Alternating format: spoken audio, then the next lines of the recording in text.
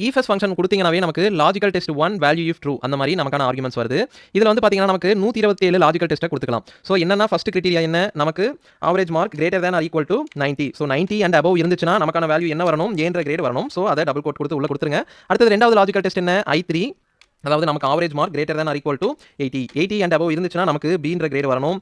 So அதுவே I3ன்ற செல் நமக்கு greater than or equal to 70. 70 and above இருந்துச்சுன்னா நமக்கு என்ன ரிசல்ட் வரணும்? C கிரேட் வரணும். சோ அடுத்த லாஜிக்கல் டெஸ்ட் என்ன? இந்த மாதிரி கமா கொடுத்துட்டு போனீங்கன்னா நமக்கு இது மாதிரி லாஜிக்கல் டெஸ்ட் 1 2 3 4 னு போயிட்டே இருக்கும். 127 லாஜிக்கல் டெஸ்ட் நமக்கு இங்க வரும். சோ அடுத்த லாஜிக்கல் டெஸ்ட் என்ன? I3 greater than or equal to 60. So 60 and above இருந்தாங்கன்னா நமக்கு என்ன கிரேட் வரணும்? D கிரேட் வரணும்.